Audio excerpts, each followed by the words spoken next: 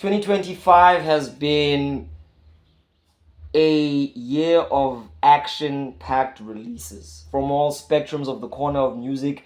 Whatever sound you like, I'm pretty sure a whole lot of your favorite artists and some of your least favorite artists and everything in between released this year. I mean, just even in terms of rap, the amount of quality for me has probably been the most memorable thing when I reflect on the year musically. And it has me thinking that in the era of quick consumption streaming, I really feel like we're experiencing the renaissance of the album, the renaissance of the project, the renaissance of artists finding value in developing large bodies of work again. It's a beautiful time. In an era where so many artists have relied on the quick 1, 2, 3 single formula, well, unless when it's piano or something like that, because they be releasing 100 songs in one album. But the formulaic process of relying on the single as your reflection of art is something that I think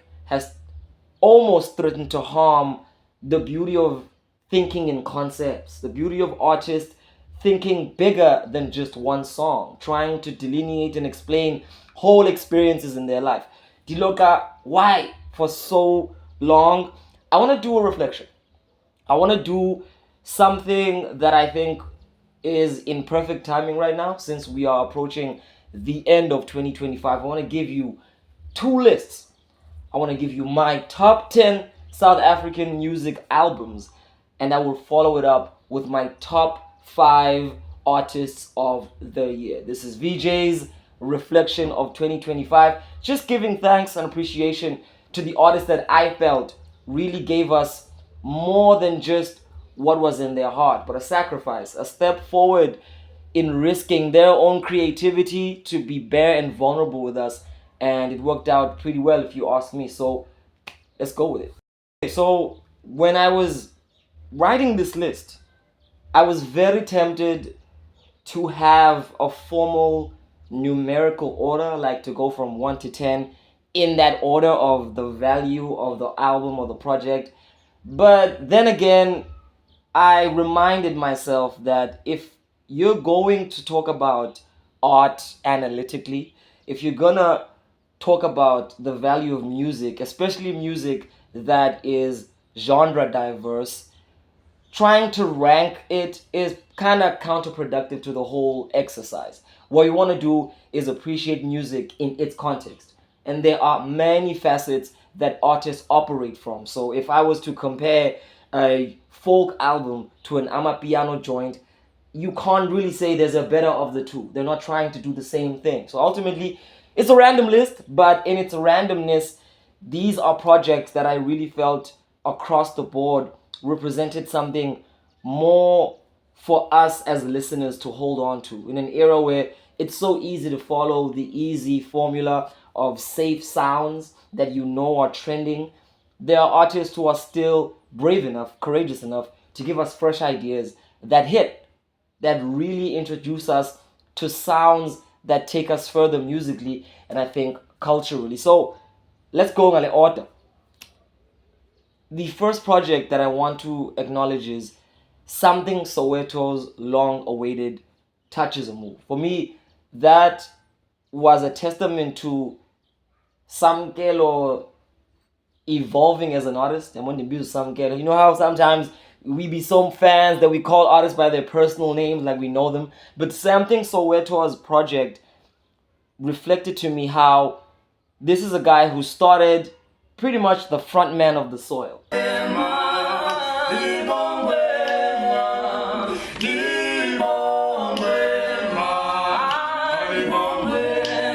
Moved into his own purview as an artist who was straddling the line of commercial viability but creative integrity to the sound that you want. Samthing Soweto peeked into the interest of many South Africans through but he's an artist whose repertoire and whose history is like way deeper than pop culture music. Samthing Soweto dabbles in a cappella, he dabbles in hip hop, he's been in a band called The Fridge. He is definitely one of the most creatively diverse artists of our time, and this album for me was a beautiful testament to who he is as a person, giving us insight into his childhood, his upbringing. When you listen to it, when last have you listened to a project with actual interludes that give you a visual into more than the music, but a story with narration and beautiful thematic? So, without really glazing it too much, on the level of musical creativity, the consistency of the tracks, and artistic integrity to doing what you want to do, but still finding a way to take your very, very daring ideas and allow them to sit very comfortably where people are at sonically. This was definitely a project that I did not know we needed, but I realized we really did. Just as a nation, I think we'll be reflecting on this from years to come. Hold me on that. Second project that I really want to zone in on has got to be Isitifiketi Jabulile Majola. We are living in times where, the more famous, notable artists will kind of be your dance scene artists. It is easier to make music on the side of people's enjoyment. Going out to clubs, the affair of the nightlife is something that a lot of artists target because it's a market, it's out there. Capitalistically, it is the logical formula, to such an extent that you kind of think, do we still have folk artists? Do we have artists who are there to calm us down, to make us think about where we are as a people, where we're going? I mean, I grew up in the era of Abo Vusi Mahlasela, black men who played guitar and sang with such soul that it made me realize just the deep connections of blues that travel from the diaspora right into South Africa, that we have a rich heritage of many legendary figures who had nothing but a guitar in their hand and the story of opening a window to their personal lives, but I think the country in general. Jabulile Majola follows in a lineage that is rich. I would put him with Otatu Vusima Hlasela. I would put him with Zahara. He is the delicate balance of vulnerability, poetry, and an intensely emotional voice. His melodies are simple but haunting. His storytelling is vivid. It's as if you are watching a movie roll before your eyes, one you've seen, a movie of familiarity in the ghetto. We to about our mothers, about our children, about our hopes. So again, without glazing it a little too much, it's sauce. It's the real deal, and it shows us that South Africa is more than just amapiano. Because right now, you would think that is the only thing happening in the country, because for the most part, that is the most commercially viable thing to present. But there are artists doing the kind of music that would make the whole world turn on its head and understand a lot about South Africa, especially our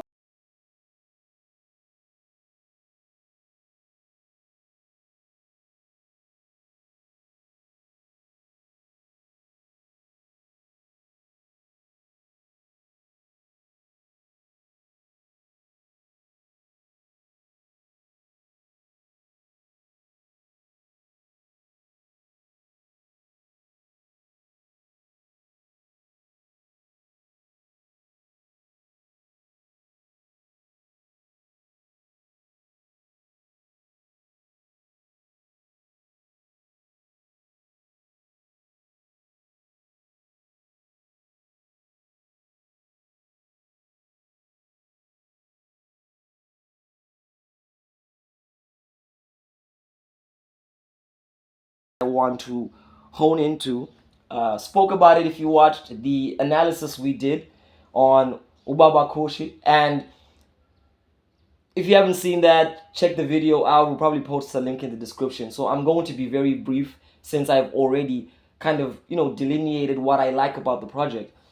But I think, again, artists, specifically in this context, rappers, I'm talking to you, rappers. If you're a rapper, teta nawe ngoku.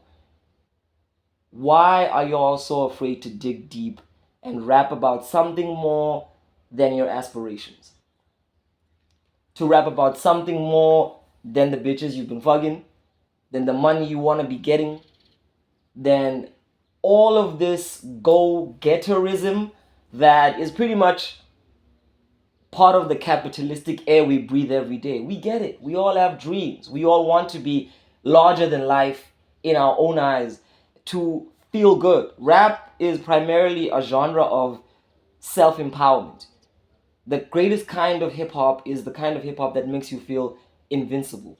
But artists who betray the very real need to talk about the issues we're going through betray themselves. And what I appreciated about this project is it was a rapper, a contemporary rapper, a young rapper, who, in the midst of peers that are busy doing the kind of music that is overtly escapist, takes the time to do something that still has that flair, that sense of empowerment, but it makes you think. Shout out to Baba Kush.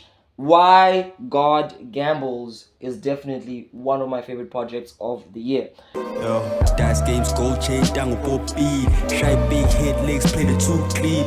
Blue brains, blood stains, flat as deal. Popped off popcorn, qualis caffeine. Dice games, gold chain, down with Bob B. Broke bank, paid fees off a 2 steen. Blue brains, blood stains, flat as deal. Popped off popcorn, qualis caffeine. Yeah. Popped off popcorn, qualis caffeine. To follow up, man, this year I really had to think about these ones. Another project that really made me reflect on the greatness we have as a country is Inkanyezi by Sjava. I mean, if you have been following the channel, you know that for me, Sjava and MT are beyond just pop artists. They are some of the greatest songwriters we have right now in this country. I'm talking about on the caliber of Kc&si, Musiq. The way Sjava and MT are able to encapsulate the language of South Africans, the mood, the sentiment of the things we go through in very simple, relatable lines is a thing of genius. Sjava follows it up by doing a project that I think is probably his most religious, in the sense that there's literal gospel in it, but it is Sjava bearing his faith, his belief, and most importantly, his own self-affirmation in the midst of a whole tumultuous history with him as an artist, personally and creatively. This is somebody who at some point many thought his career was defunct when, you know, that whole label got deassembled. But he has been able to rise from the ashes like dopeness does and show us why authenticity will always be the calling card of every great artist. This album for me was just Sjava's doing Sjava.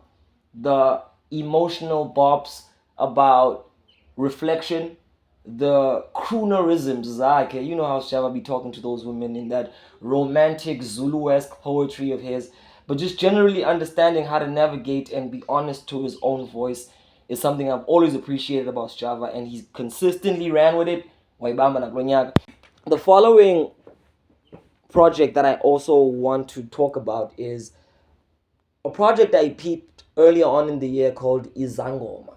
Now, IzangoMa is an electronic experimental band consisting out of one Bas'tholile. If you know your folk, your South African jazz, this is a man whose delivery needs no words half of the time. He could be moaning and screeching into the atmosphere, and there's so much emotion in the way that he's able to take his voice, his heart, and his hands, and they work together in this like dynamically mystical way. Listening to Bas'tholile's music is literally a religious experience. It's transcendent, and he does this again with the help of amazing musicians when they take it to the next level, where they go all out experiment. It's super avant-garde. I love this project because when last have you listened to a project that made you feel like, I don't know what I'm listening to, but I like it? It will definitely give you that. Check out IzangoMa. Bewilderingly creative. If you like music that is there to speak for itself, check out that project. Okay, now I've been talking a lot about the reflectiveness or the importance of reflectiveness in art and music. And I also do want to underscore the fact that when I say there is a thrust in always trying to promote the dance culture of South Africa, I'm not saying that like it's a bad thing. I'm saying it in sight of how the overconsumption of amapiano tends to dim down the light of a lot of creative acts that I think are bubbling under, because one, most of you music journalists don't know what to focus to. You're waiting for the social media to tell you what to follow. There is a lack of people really finding the art that they resonate with. And so I do want to appreciate, though, Soundy, I'm a piano, that, it can get really monotonous, where so many piano songs sound similar that you need to kind of give it like 1 minute before you know which one you're listening to. That I think Amapiano is at risk of doing the same thing Gqom did to itself in its first iteration before the rise of Cape Gqom with Mr. Taylor. I think Gqom shot itself in the foot when it became too formulaic, when it relied on the same tropes, when every song just started feeling like one soundtrack.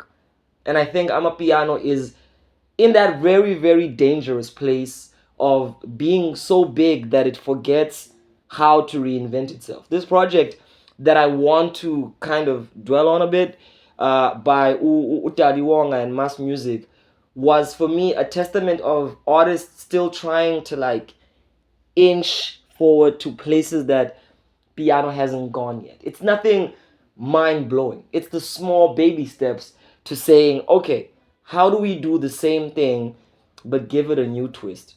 And I think with Bas'tholile, you got a sense of Daliwonga is more than a something Soweto sound alike. He has now managed to get to a place where he's literally finding his own voice. He is being distinct in his own way. He's finding ways of articulating himself that is really giving him the authenticity, again, to stand out as an artist, to show us who he really is in the music. And I think that is a very understated part of Amapiano that is hardly mentioned.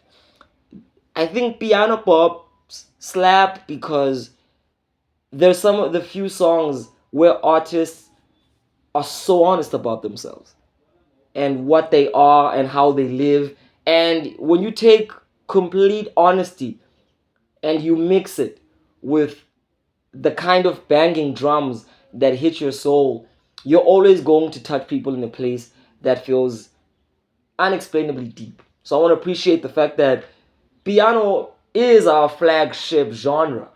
And I do think we have not taken it where it can be. I think in the face of seeing how the global perspective is embracing Amapiano, I'm still asking the question, why are we not doing what Afro beats did when it had its time to shine? When Nigeria saw the world looking at it, they understood how to move and introduce the world to Nigeria. The world is still watching South Africa, and I don't think we're doing much about it. But maybe that's in our character as South Africans. That's probably another episode. I want to appreciate the project. So moving on, after Daliwonga and Mass Music, I also definitely loved Kujenga's EP Common Ground. They were prolific this year. They were putting out a lot. And if you don't know Kujenga, they are a jazz ensemble who are filled with youthful vigor, the kind of creativity that if you're a jazz head, you love hearing the reinvention of a sound that is very much in the bone of blackness, that's very much in the bone of everyday life, to be honest with you. And not to sound like one of those uber deep jazz heads, but that should be spiritual. When musicians know how to work together and play together the way Kujenga does, you can't help but feel like this is why live music will always have a space in the world. This is why between a band and a DJ, there's something about the experimental, spontaneous bond of people who understand each other that when you listen to it, it it's the closest thing to the joy of everyday life. How everything is not necessarily always orchestrated perfectly, but it just sits in a place where when you give it time, you can embrace, accept, and love. Common Ground was a project that I think is moving forward into their contemporary funk infused soulful jazz that is marking us as global icons in the world of jazz. People don't realize how dope South Africans are when it comes to jazz. Like, we're world class.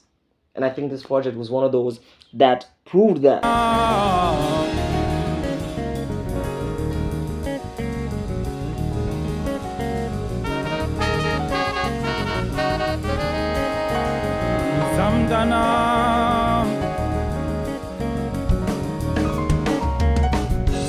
I fall into dreamscapes that double as visions, prayers that lead in my mission.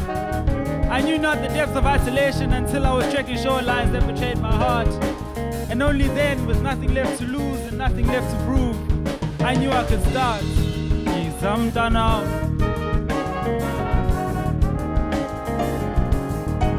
Izamdana.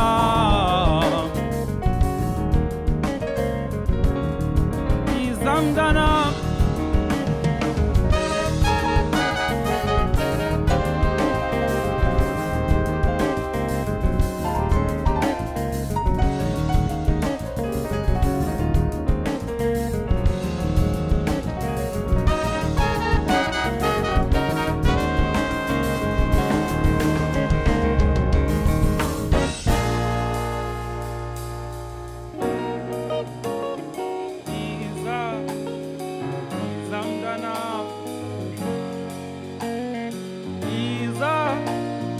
Moving on, I also want to give a shout out to Gaffi, a rapper who has taken the tropes of body positivity, self-acceptance, self-confidence in ways that aren't the typical sellable angle.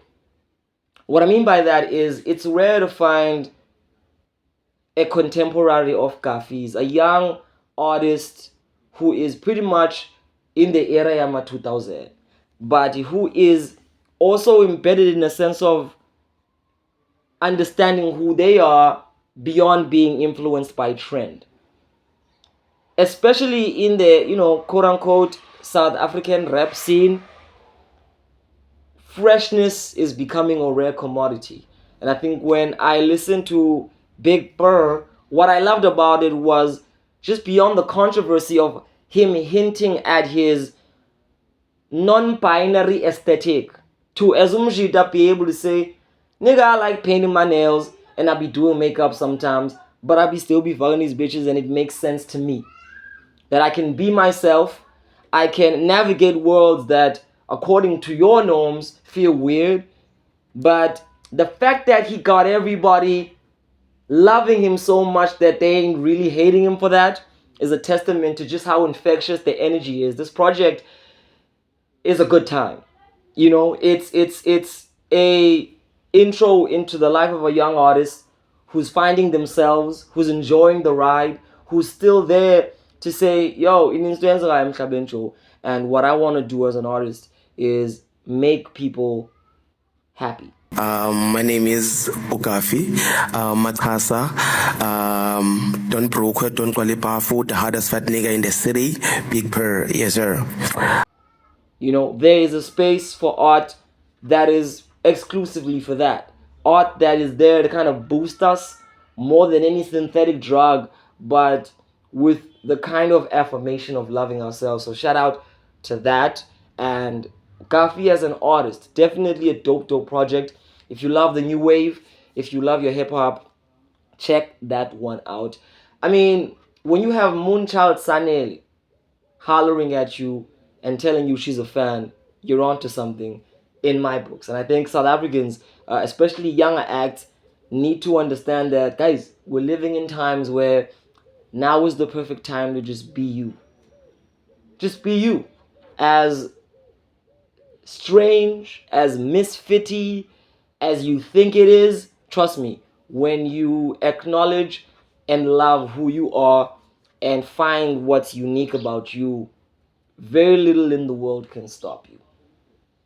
That's according to VJ. So moving on with the list, I want to also acknowledge the new neo soul Mzansi wave.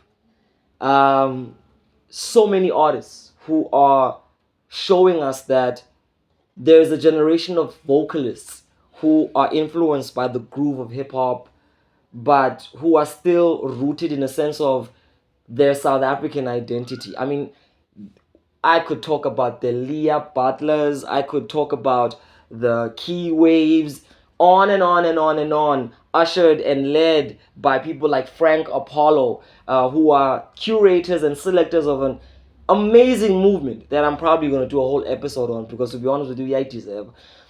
Mzulu Phaqa is an artist of that ilk. She is a ball of energetic, youthful, but authentic South African flair. She is, as the name says, Umzulu Phaqa, and her songwriting is catchy, it's vibey, it's the kind of artistry that echoes the distance in a way that reminds you of the fact that, yo, what happened to the icon that is a South African vocalist, particularly the woman vocalist? In the 90s, we had a rich tradition of women vocalists, the Brenda Fassies, the Yvonne Chaka Chakas, the Sibongile Khumalos.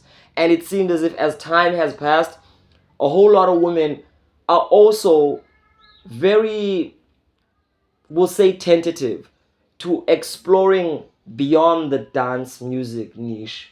And there was, to a certain degree, a loss of contemporary adult music that is there to also kind of open up a conversation about where we are. So Mzulu Phaqa is that kind of a vocalist. She reinvents the past and packages it in a way that's ready to go right in the moment. She's got an incredibly powerful voice.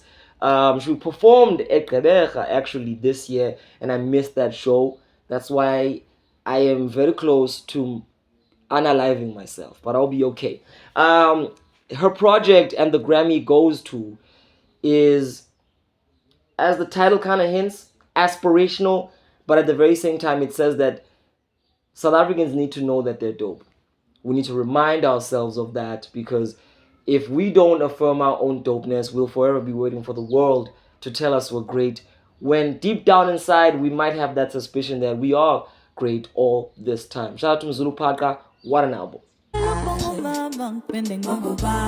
my haters out there, nigga, this your karma. Selokunga salwela mikama la pata. Tagati baba satina sizenga manta. Daliwonga mama pine bongo baba. All my haters out there, nigga, this your karma. Selokunga salwela mikama la pata. Tagatuna manga tina sizenga manta.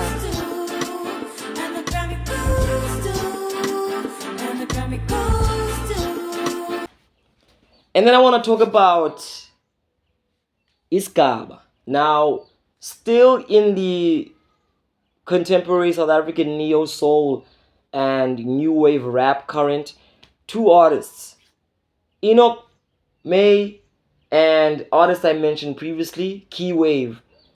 If you have been hip to what's been going on in South Africa right now, there is an insane amount of young, talented producers who are taking J Dilla-esque flair, who are borrowing from the Soulquarian characteristic style of soul, who are borrowing from the 808s of trap, but most importantly, they're situating this sound in the midst of what's going on in South Africa. There are tones of where we are commercially, but in the very same time, it's taking us to places where we honestly haven't gone as South Africans. We haven't really experimented with taking neo soul and making it ours. We have a strong tradition of folk, of gospel, of reinventing our own dance music, of taking electro and slowing it down and bringing things to our BPM, said to us South Africans. But I don't think we've really explored how far we can go with the genre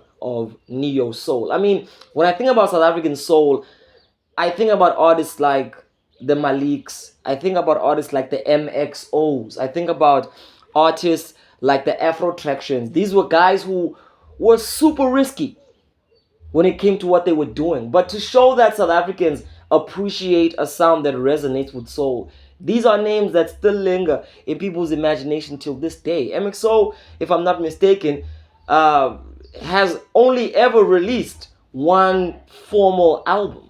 And I think with that project, there's still an echo of the fact that, man, South Africans can do funk. South Africans can do neo soul, because after all, this is part of the black experience. This is part of the diaspora. And it's always amazing to hear when we mirror the experiences we're learning from Africans in other parts of the world, and we go, and we take it and we give it a flair that only we could give. Because again, being South African is being super, super dope. So I want to appreciate this project for reminding me of, yo, we are there.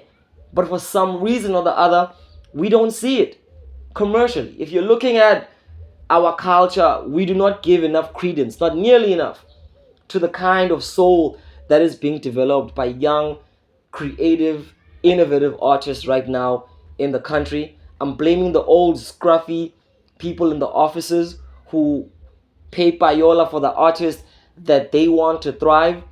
I'm talking to the people who know that their industry is at risk and that the internet is literally going to kill the old way of doing music, of having, I need to swallow for that one because it's deep, of having to like really say we will no longer be governed by contractual obligations that rob us of our livelihood and our art, stupid PR campaigns that exploit the culture instead of understand it, and most importantly, dry, uninspired, formulaic singles which care more for charts than for what is actually going on in the midst of the culture. So I really want to clap for the agonizing death of the music industry by the internet, because it's long overdue. And I think we need to realize that South Africa, again, is more than DJ Maphorisa. There is so much going on right now in the country that I am pretty sure in the following years we're going to begin to see a burgeoning movement that will take us to somewhere really different musically that I think we haven't been in a long time. That project for me, again, Isigaba, by Keyywav, was incredible, and Enoch made too. Definitely dope project. That was my overview of top 10 favorite projects of the year. 2025 was fire, and that's my list, guys. If you just don't agree for some reason, you feel like I might have missed a project, talk to me on the comment section, because after all, it still is an engagement. I am here to simply be an eye and observer and a repository of culture, because we love what we do. But at the end of the day, it's always a dialogue, it's a conversation, and that's the fun part, is hearing your comments in the comment section. So keep talking to us right here on the Headspace. I'm about to do my 5 artists, and maybe there's an artist you really fucks with that I'm not going to mention. So again, let's talk on the comment section. Okay.